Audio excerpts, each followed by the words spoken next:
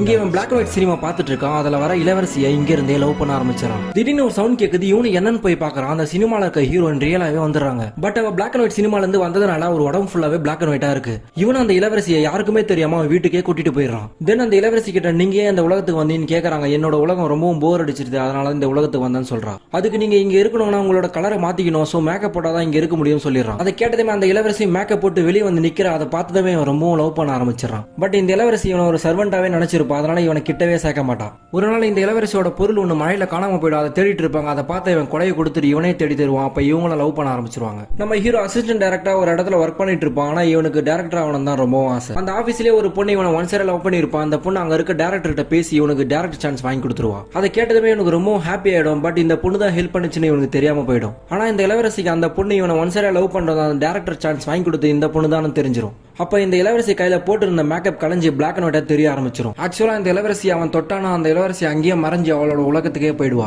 So அதனாலதான் அவனை தொட விடாம தடுத்திருப்பா. அந்த உண்மையை அவன் கிட்ட மறைச்சிருப்பா. சோ அவனை தொட விடாமலே தடுத்திருப்பா. சோ அந்த இளவரசி அவனால நம்ம கூட சேர்ந்து வாழ முடியாது, அந்த பொண்ணு தான் கரெக்டா இருப்பான்னு சொல்லிட்டு முடிவெடுத்துருவா. அதனால அந்த பொண்ணு கிட்ட போயிட்டு இவனை நீ தான் பாத்துக்கணும், இவனை தான் கல்யாணம் பண்ணிக்கணும்னு சொல்லிட்டு அந்த பொண்ணு கிட்ட சொல்லிட்டு இருக்கா. அந்த பொண்ணு நெக்ஸ்ட் டே போய் ப்ரப்போஸ் பண்ணிடுறான். பட் இவன் அந்த பொண்ணு ரிஜெக்ட் பண்ணிடுறான். அந்த இளவரசியை தான் நான் லவ் பண்றேன்னு சொல்லிடுறான். அது தெரிஞ்சதுமே இந்த இளவரசி அவன் கிட்ட எல்லா உண்மையும் சொல்லிடுறான். பட் அவன் எதுவா இருந்தாலும் பரவாயில்ல, நான் உன்னை மட்டும் தான் லவ் பண்ணுவோம்னு சொல்றான். இப்படியே ரொம்ப வருஷம் கழிச்சு இவனுக்கு வயசாயிடுது. ஒரு ஹாஸ்பிட்டல் சேர்த்திருக்காங்க. அங்க நர்ஸ் கிட்ட எல்லா கதையும் சொல்லிட்டு இருக்கான். அந்த நர்ஸும் இவன் சொன்ன கதையெல்லாம் கேட்டுட்டு அந்த இளவரசி ஓகே சொன்னது மறைஞ்சிட்டாங்கன்னு கேட்கறான். அப்ப இந்த இளவரசி இவனை பார்க்க அந்த ஹாஸ்பிட்டலுக்குள்ள வராங்க. அவனை பார்த்ததுமே அந்த நர்ஸ் கிட்ட இவ தான் அந்த இளவரசின்னு சொல்றான். தென் இத்தனை வருஷமா நாங்க தொடாமலே வாழ்ந்தோம்னு சொல்றான். பட் கடைசியா இவனோட ஆசை நிறைவேறணும்னு சொல்லிட்டு அந்த இளவரசி இவனோட உயிர் போற டைம்ல இவனை தொடுறா. இவனும் இறந்து போறான். அந்த இளவரசியை மறைஞ்சு போறான்.